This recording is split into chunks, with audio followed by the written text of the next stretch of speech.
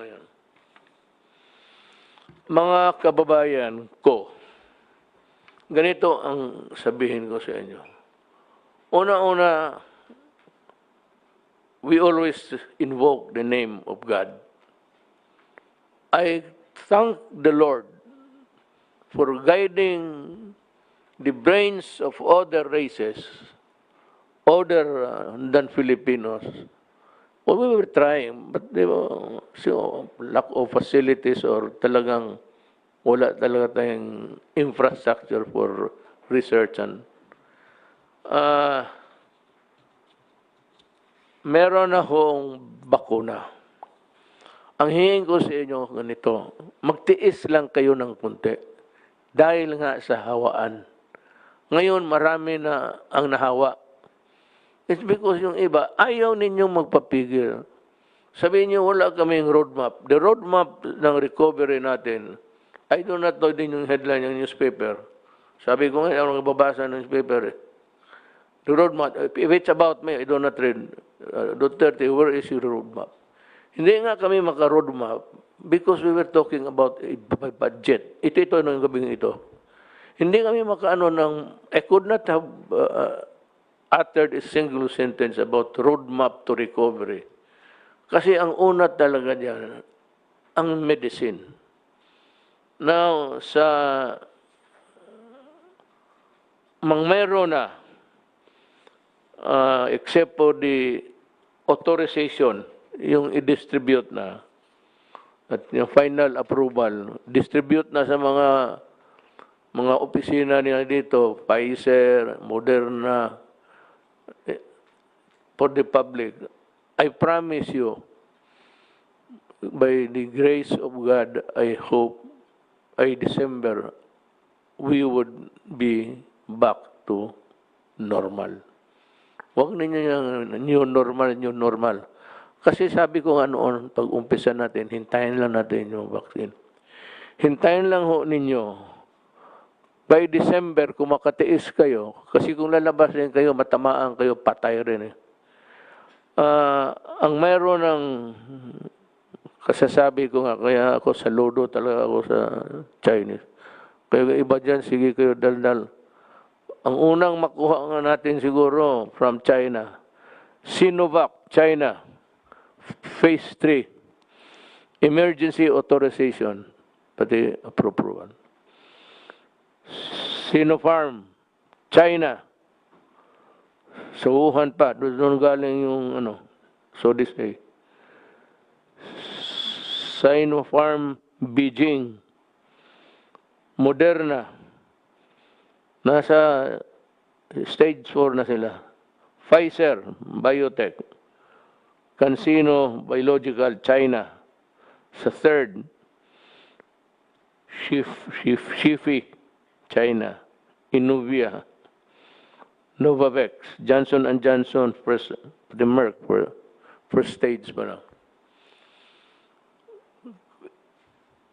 Next month, meron ng ma-release sa ibang kon. Ang mapabubuti lang nito, to our credit, is that we have remained friendly with China. And China was able to guarantee, sabi nila dito sa akin, that the Philippines would, ito basahin ko na lang, Chinese Embassy, China, to give priority to the Philippines once the COVID-19 vaccine is successfully developed, said spokesperson Wang Wenbin at the regular press conference on July 28, 2020. July 28, sinabi niyan. The Philippines is a friendly, close neighbor to China. Since the outbreak of COVID-19, the two countries have been standing together with mutual assistance, turning epidemic cooperation to a new highlight in Blatter. Nangako sila na may priority tayo. Ang the first three, China ang nanguna Moderna pati yung Oxford AstraZeneca. It's a, ano ito, American o kung British, British. Now, ito ngayon, balik tayo sa, mabutit, nandyan, dito yung cabinet. Magtanong sila, mabigyan ba kami, Mayor? Ito ang i-guarantee ko. Ang listahan ng mga tao na makatanggap ng pera noon sa hirap, ang una, ang nagbibigyan ng assistance, yun ang kategory natin. Ang mauna, yung walang-wala. At saka, of course, those in the hospitals. Yung mga sick na or dying. Ang una talaga yung mga tao sa listahan na tumatanggap ng assistance sa gobyerno. Ngayon, pangalawa, yung middle income. Libre to, hindi ko ito pagbili. Yung third, kagaya mo, Bong, Wendell, Sani, ikaw, Gina Lorenzana, Jan Anyo, ikaw ma'am, ako nang yung para akin hatiin natin. Bigyan kita.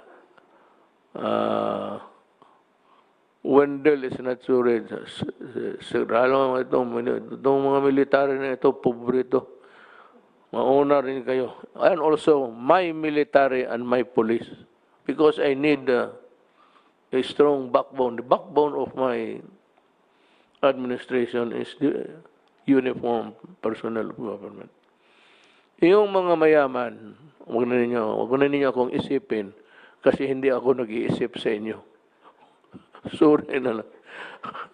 Kayo kung maka-afford, pag nakita ka na nagpapabakuna ka dyan ng libre, tsaka may mga tao na gusto ko injeksyonan uli ng COVID-19, dagdagan ko pa yung kagaw sa katawan. Ano bang kagaw sa Tagalog? Germs. Kagaw sa Bisaya.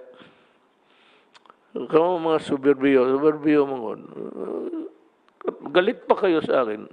Kamu mga Cebu, nasuko pa sa ako. Ngano gisaway ta mo? Ngano di ta mo sawayan during the critical period, kita na ko ang Cebu pre-willing, murag walay COVID. Motong ako ang inom pa sos Ginoo. Ako yung mayor nga to. Sipa nga buto. Pakaon ko ng inyong sunoy yung pakilaw ko na inyo tubangan. Kita mo, Cebu, ang spike ng Cebu, ang taas. Ito ngayon, sabihin ko sa inyo, pagtiis-tiis lang kayo, nandyan na eh. Sinabi ko, yun ang pinagdadasal ko sa Diyos. Na for God to guide the guiding light so that these guys can make the vaccine. Yun ang distribution. Ano yung listahan na tilungon ng gobyerno, sila ang mauna.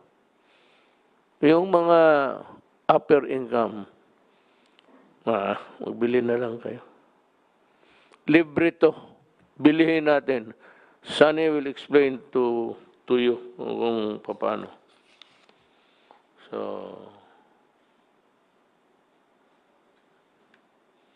almost by December, tapos to lahat. As fast as we can. Ngayon, sino ang bigyan ko ng trabaho na yan? Kasi ganito yan. Nandito na yung bakuna, tatanggapin ko yan. Sino pabigyan ko?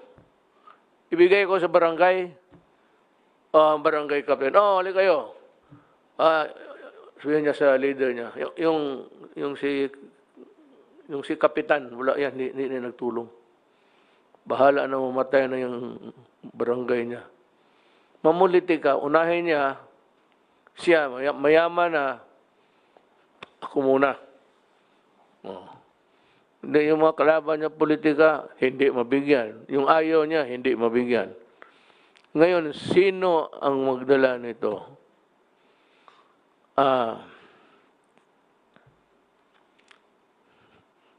Military. Military lang. Bahala na. I'm asking the armed forces, asking Gerald Luciana. Kayo man din ang, there's the setup. May task force tayo. But the implementing arm, military.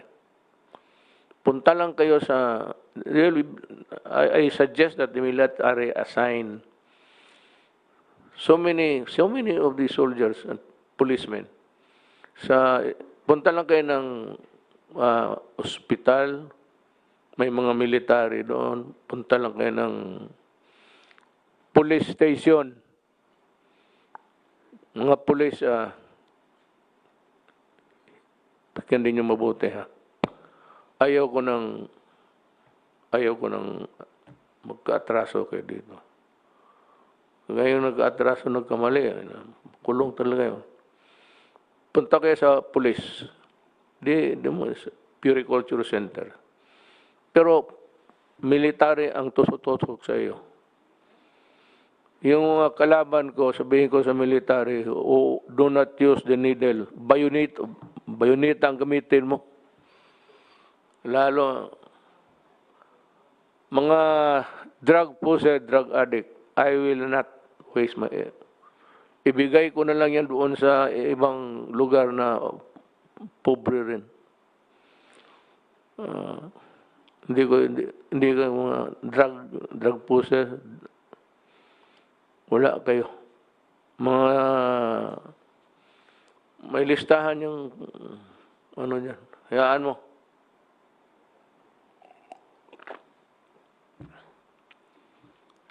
Yun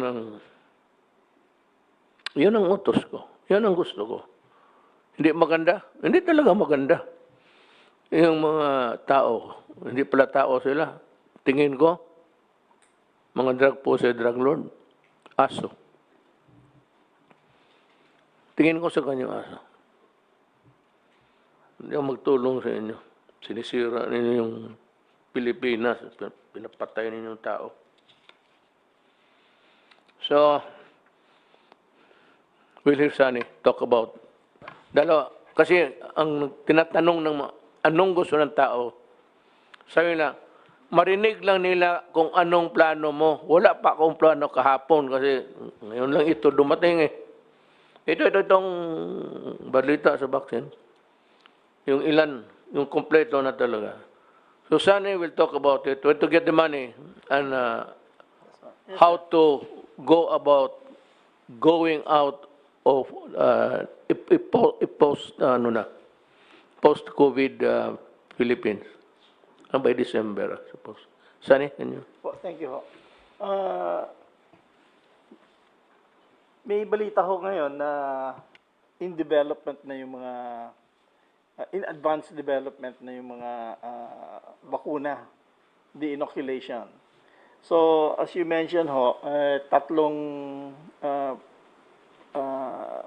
pharma companies from China at saka one from Britain at saka isang from the US, di ba, are already on the third stage. At mukhang this might be approved by their FDA by around by around December, October. October the trials will finish daw. And so before December, most likely ma-approve na po yung ng mga FDA nila, yung Food and Drug Administration. So when that happens, ang Department of Health ang mamili kung anong tamang bakunang bibilhin. Okay. Ngayon, ang may financing plan na ho kami dyan. Ang estimate ho ng Department of Health, we will need to vaccinate for free a minimum of 20 million people, di ba? So I don't know if it's one vaccine or two shots though. So we need 40 million vaccines. Doses, 40 million doses. Ang 40 million doses, times roughly $10 per dose, di ba? Is $400 million or roughly 20 billion pesos. Ang plano ho namin is we will use yung Philippine International Trading Corporation na under sa DTI bumili nitong bakuna, the ones chosen by the Department of Health. Tapos ite-turn over ho ito sa Department of Health para magamit nila sa mga poorest of the poor muna, yung first lowest 20 million in our country. So once that happens, the Department of Health now will put in their budget to pay this $400 million or roughly 20 billion pesos. And we can pay that over maybe 2 or 3 years. So babayaran na lang nila to the financing company, which is Land Bank and DBP. So kayang-kaya ho ng DBP at saka Land Bank i-finance itong purchase ng COVID virus of about roughly mga 20 billion pesos. So we have a plan and we can execute it as soon as the Department of Health chooses which vaccine or vaccines they want. Baka you'll choose several. So certainly by late this year, if it's available, we can already buy it. So it should be available for free to the lowest, to the poorest of the poor first in this country. So at $10 per dose, that should be around, siguro when they sell it, siguro mga 500 pesos per dose, or roughly 1,000, or maybe including the service and the transportation, siguro mga 1,200 pesos per treatment. So that's totally available. The financing is available for this program. Once the vaccine is available, I'm sure the economy now can be fully open and we can start not the new normal, the normal life. We can go back to the normal life now. Sir, could you run us through, breeze us through with how the economy can recover?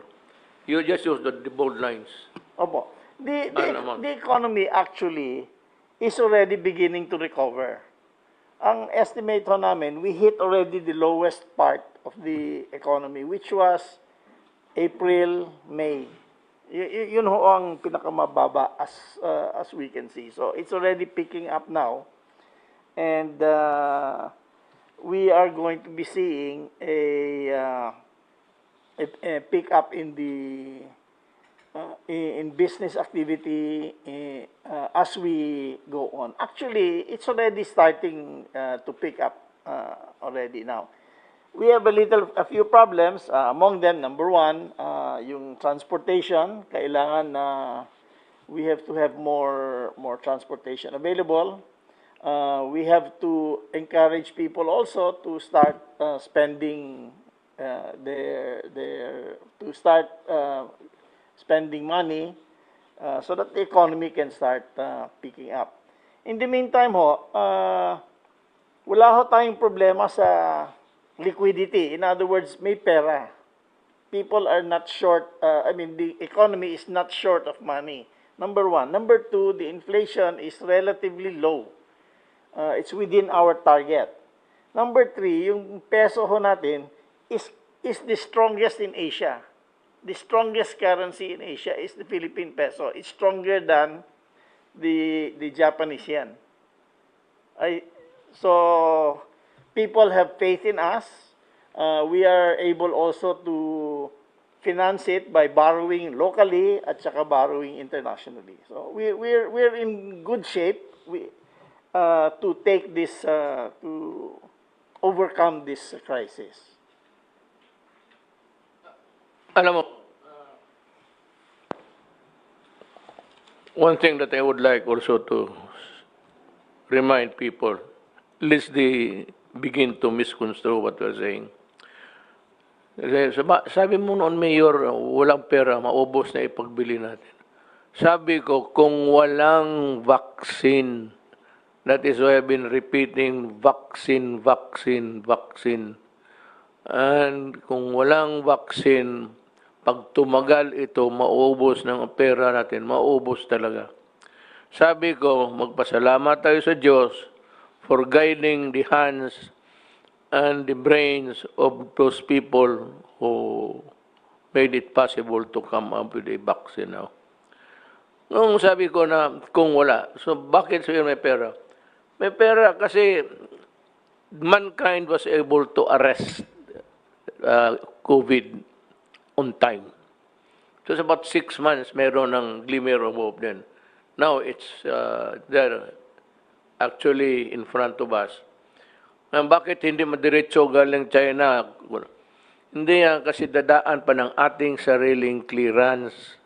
Meron pa tayong food and drug. Baski na sabihin mo galing Amerika, galing China, galing United Kingdom, our experts have to see to it that it is not deleterious, it is not harmful to people. But what I'm going to stress again is that kayong mga tao, kayong naghihirap, huwag kayong slowly lang kasi yung hawaan.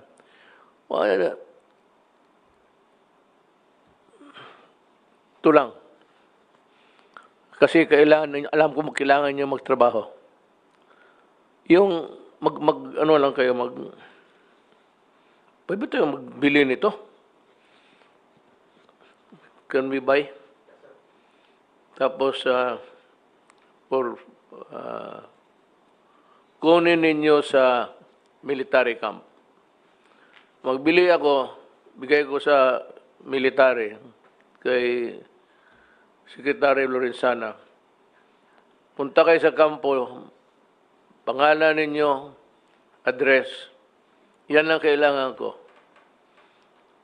Kailangan address. Tapos non-user of drugs. Kasi user ka, sabihin ko, sorry, wala kang bakuna, mamatay ka ng pakialam ko sa buhay mo. Galit ako sa inyo eh. Yun. Ang recover natin is normal na because I said we were able to arrest. Not us, but mankind or the Chinese, Americans were able to catch up with the COVID. So, napaiksi yung ating fears at ang ating lahat na pagdudusa. So, we are not going back to a new normal. It's going to be normal again unless this mikrobo na ito, bleaching ito, mag-mutate. Kasi yan, minsan nag-mutate eh. Ngayon, isang sungay lang, tinabukasan, may 5 sungay. Puta, another bakuna yan. Sigurado. But this time, I'm sure they're as near as they could ever be. Natabihan na nila yung germs eh.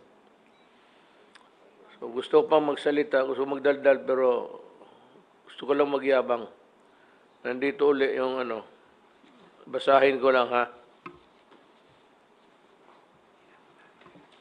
For the rest of the Philippines. For the rest of the Philippines. Minus ha. Yung minus to. For the rest of the Philippines, minus NCR. Kasi maraming hawaan. Maglabas-labasan kayo. Hindi wala nang katapusan itong hawaan. But anyway, it's the vaccine. NCR, Bulacan, Batangas, Cavite, Laguna, Rizal, Cebu, Lapu-Lapu City, Mandaue, and Zamboanga City. Sa general community quarantine kayo. Para ma-shorten yung purgatorio ninyo. Yung, kasi kung maghawaan na naman ito, walang katapusan. Then, ang problema nito, sabihin mo, ano ba ito putang inang Duterte na ito? Akala ko pa may vaccine. Nandyan na nga. Kaya lang dadaan pa ito sa mga proseso, lalo na sa atin. May batas eh. They have to be approved by the FDA, Food and Drug Administration. Ngayon, kailan? Well, as soon as possible. Pagka sabi na, parang ministerial na yan, madali na yan, tingin na lang. Ngayon, yung may baka sa production, minsan may mga, anong tawag nitong yawa na ito? Itong lagyan sa medisina. The siren would be the, what do you call this, sir? Yung bayan.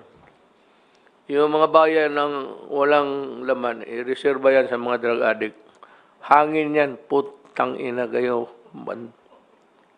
The rest of the Philippines, modified general community quarantine.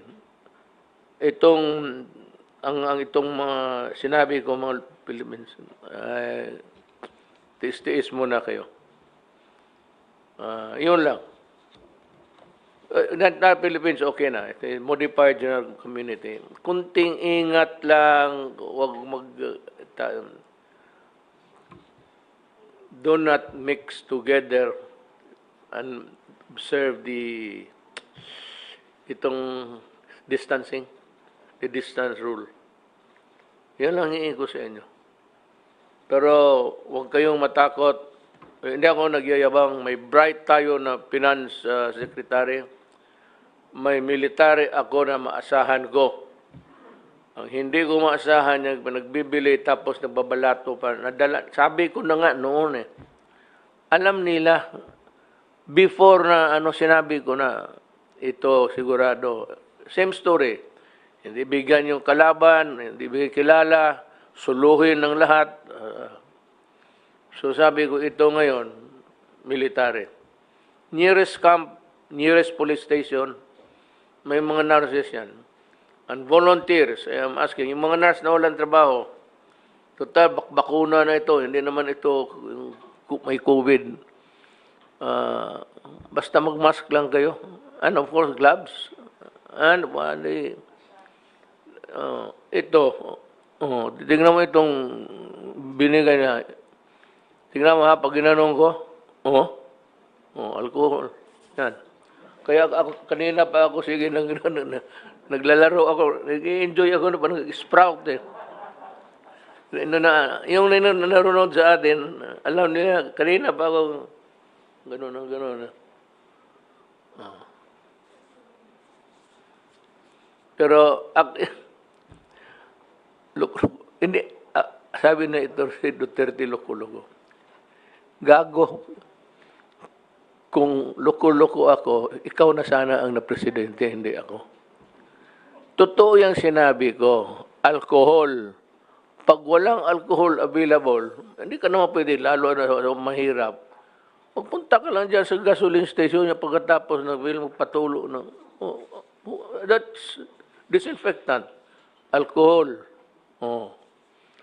Gas. Yung ginagamit yung gas pang magpatulo ka lang just to disinfect.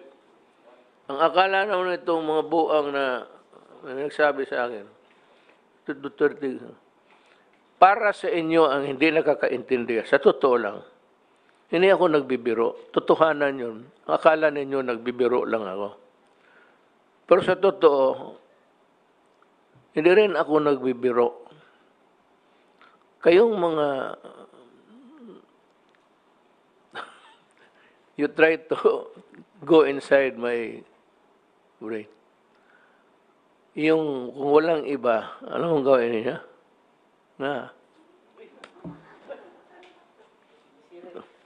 Pati side view pala itong buang na ito.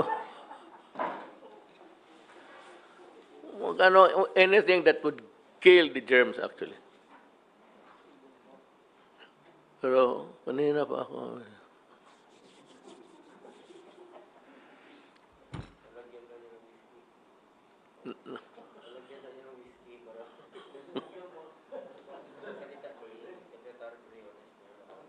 So, let us hear Secretary Brunes. Education is, malapit na ang D-Day mo. So, you can, as a matter of fact, the next meeting, we will decide on the actual date of how to open the schools. Ang akin, basta mabakunahan lang.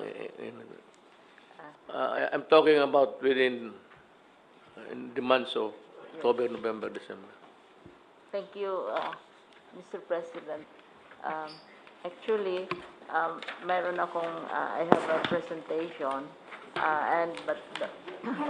in the light of the good news that has been presented by Secretary Dominguez, this is very good news for education. Kasi, alam mo, Secretary Sani, ang impact sa downturn ng economy is largely because of the sa education.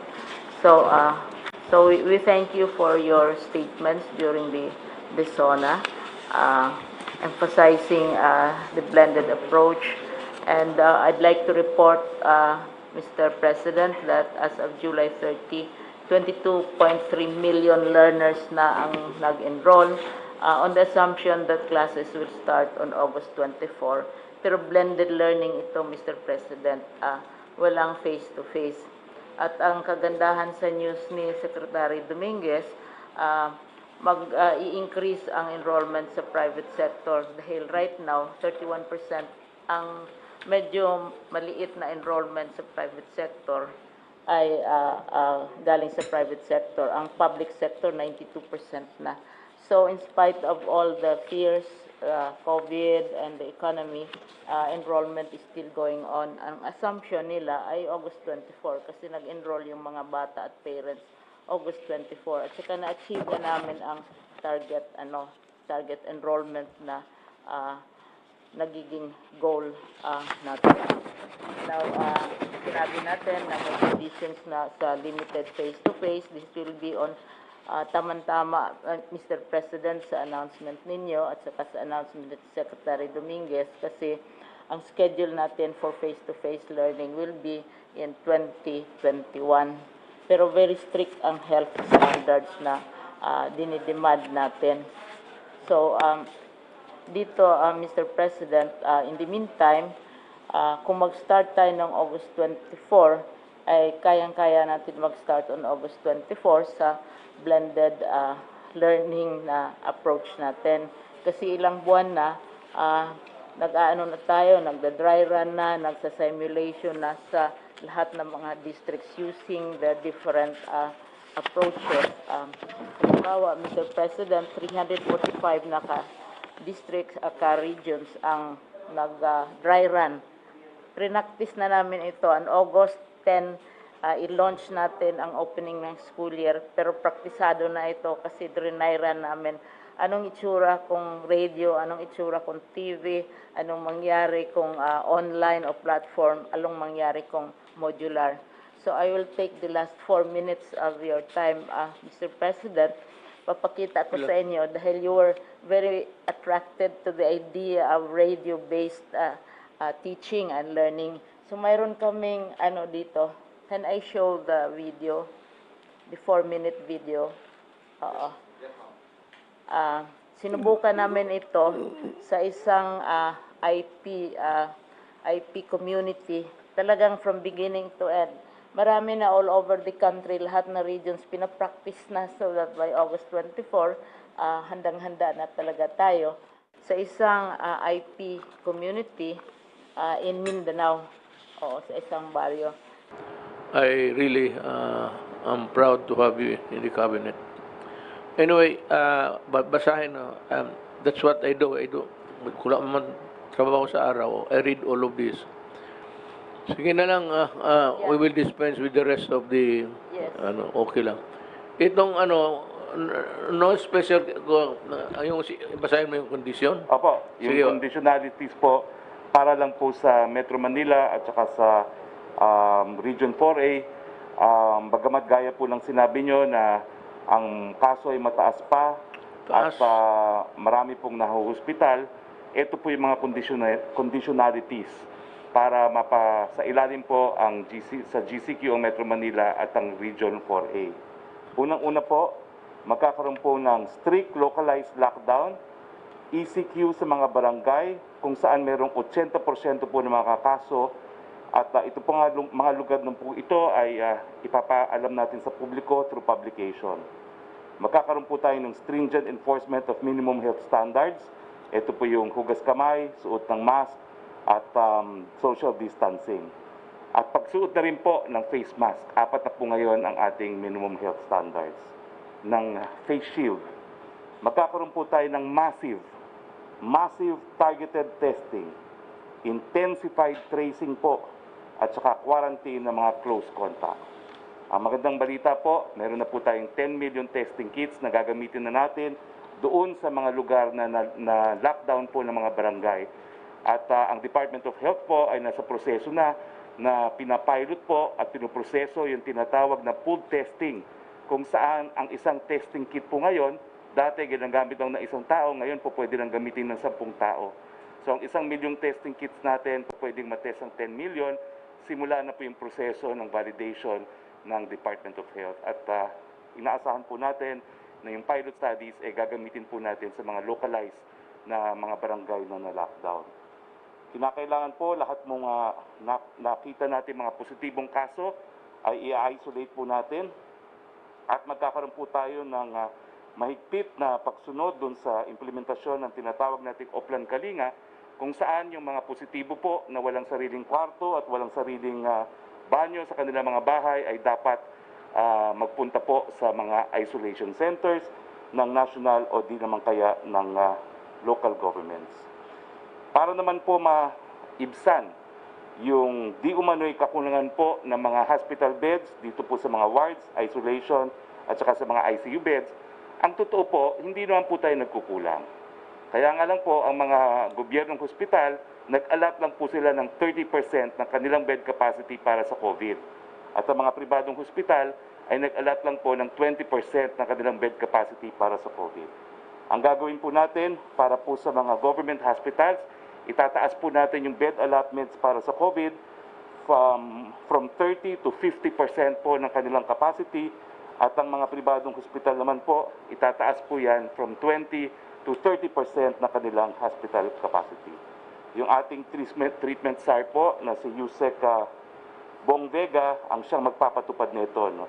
At magkakaroon din po tayo ng one hospital command system na nakatayo na po ang tanggapan sa Metro Manila Authority para po maging systematic po yung pag-alat ng mga kwarto o mga kama dun sa mga nangangailangan.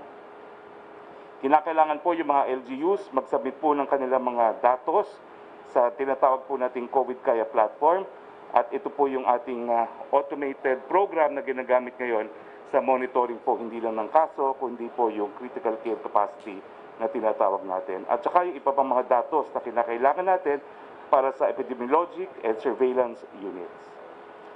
Now, ang mga impormasyon po na kinakailangan isubmit ng mga local government units, yung daily trend of active cases, number and percent of population, yung cases in community isolation facility as against po sa health facility at saka dun sa mga nasa bahay lamang, yung percent of close contact traced and percent of contacts in quarantine, number and utilization of community isolation beds, at saka kung na-meet na po yung health system capacity targets and utilization, at saka yung COVID Special Team Investigation and Reports. Kinakailangan din po na ang mga LGUs ay magsumite ng kanilang detalyadong mga plano sa strict enforcement ng minimum health public standards para po sa kanilang mga priority areas at mga barangay. So, ang Regional Interagency Task Force po ang siyang tinalaga para po ma-monitor ang kanilang health system performance, capacity, and strict compliance po sa surveillance, isolation, and treatment protocols. Now, lahat po ng mga probinsya at mga HUCs and ICCs ay hinihikayat na mag-observe ng minimum public health standards, magkaroon ng uniform implementation sa mga high-risk areas gaya ng healthcare settings, wet markets, supermarkets, government offices, and workplace, among others. Yung localized community quarantine and availability of identified quarantine facilities in priority critical areas with community transmission, including private and public establishments with concurrence po ng regional IATF. At saka yung immediate facility-based isolation po ng lahat ng mga bumabalik ng ating mga mamamayan, yung mga suspect and probable cases. At saka yung pagpapa-scale up po ng local health system capacity, lalong-lalo na po for community isolation and critical care. So ibig sabihin po, malaki pong pagbabago ang gagawin natin sa GCQ areas, lalong-lalo na po yung massive targeted testing at saka yung intense tracing po na gagawin na po natin na pinamumunuan po ng DILG at ng ating tracing SAR, Mayor Benji Magalo. Maraming salamat, Mayor. So, yes, Secretary Anyo. Magandang gabi po, Mr. President. Sir, tama-tama po yung inyong order sa amin. Noong pong July 22 ay nagkaroon kami ng signing ng Joint Memorandum Circular with the different departments po. Kasama yung ARTA, DICT, yung DHSUD, DOH, DOTR, DPWH, CAAP, FDA, at saka po yung DILG. Ito po yung tungkol dito sa application ng mga license, permit, clearances para sa shared passive telecom tower infrastructure. Ito po mga permit para sa telecom. Dati po inaabot ng 200 days yung pag-apply ng permit. Dito po sa bagong GMC namin, kasama yung lahat ng ahensya, pati LGU, kasi sabay-sabay na po ito pag-process. Dati po, kailangan pa ng Homeowners Association resolution, kailangan pa ng Sangguniang Bayan resolution. Wala na po yun. 16 days to 20 days po ang target para yung lahat ng permit ay tatakbo. So tama-tama po yung order ninyo sa amin ngayon at sisiguraduhin po namin, Mr. President, na Wendell, ang mga upo ka dyan. ang mga LGUs at iba pang mga ahensya po ay susunod doon sa maikling panahon para ma-approve ang licenses, permit at saka clearances. Si Ernst yan siya. Ernst ang tawag namin.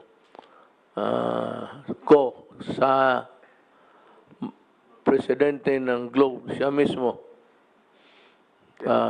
Kasi sabi ko, pag hindi mo pa na-improve yun, I will hang you in one of your towers. Sabi niya, Mayor, you cannot do that because there is no tower. The local governments are all fucking it up, that's why. So saan mo ako bitayin? Sa lubi?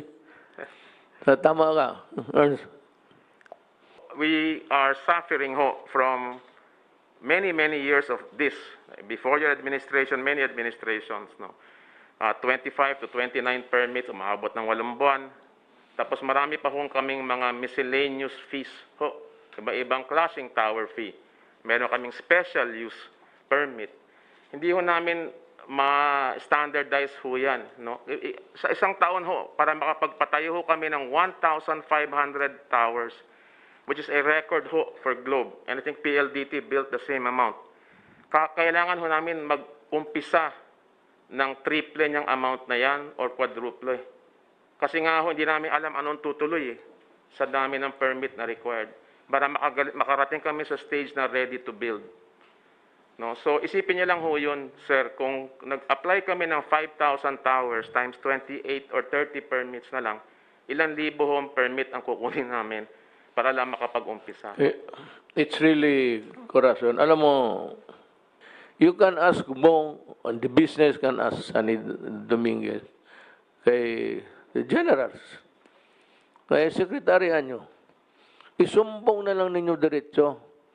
At ang order ko sa cabinet ngayon is to really take yung pinakamabigat, the most drastic measure that you can find para magkaintindihan na tayo. This is my last mile. I make no apologies about it, anong nagawa ko o anong mali ko. Basta ako magtrabaho lang. We will wind up, before I forget. itong mga nursing ng police, lahat ng barangay health workers, pati yung mga doktor, in their district health office, this should be there. But yung overall umbrella to supervise must be the Armed Forces of the Philippines. This will remove partisan, favoritism. This will remove petty corruption. So kung may isang, anyway, however you do it, I don't care. I just want a unified monitoring pati supervising authority. And that is the military. Kaya idagdag ninyo ito, binibigyan ko ng pagdating ng panahon, in the fullness of God's time, if you get to hold the vaccine, as I have said before, I've said a mouthful against yung sino ang magdala kasi I was really afraid. Kaya na meron tayo ng task force. Pero ganun pa man, marami yung palusot na nagpapabili, na humihingi. Ang diwas baka maghingi pa ng bayad. Mapatay talaga kita. Ito, totoo, puntahan kita doon. Baka akala mo. Bababa ako dito, puntahan kita. So, military, alam na niya, I know what you should be doing. I do not have to tell you about it. Must be under the general supervision and monitoring sa military. This will, we intend to vaccinate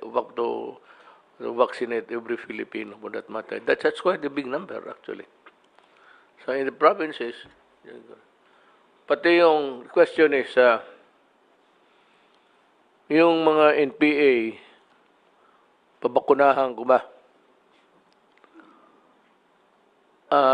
If you stop fighting for a while during the period or until December, kasi my soldiers will be busy monitoring, supervising, kung wag lang ninyong galawin, pwede kayong sumali, pumila doon.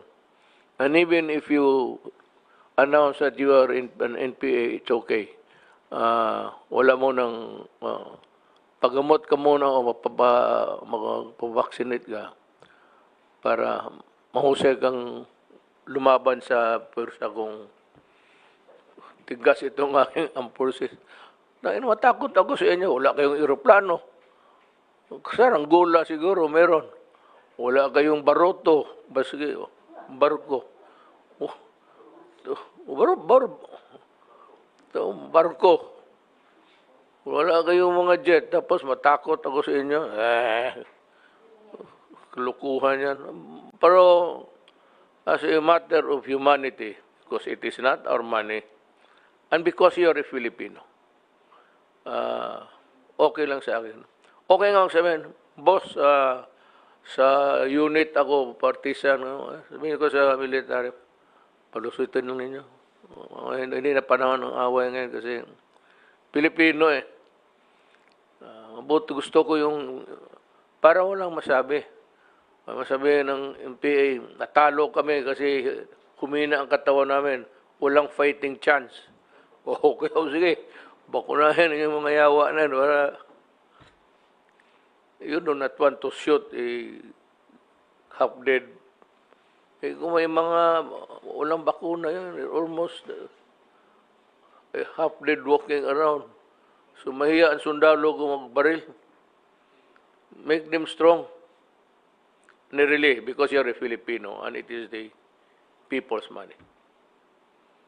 Okay lang.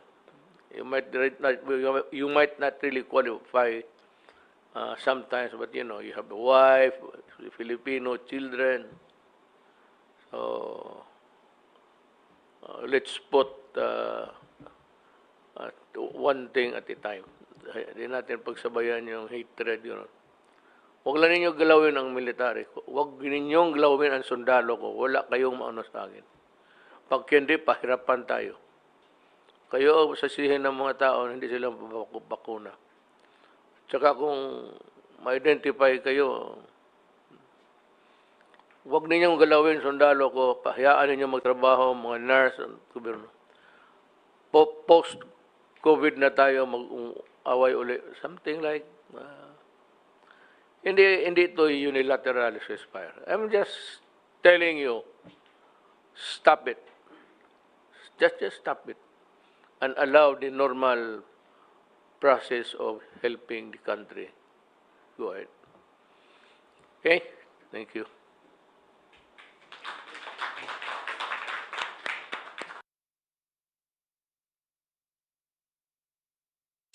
Sa pagkalat ng maling impormasyon, sagot namin ang balitang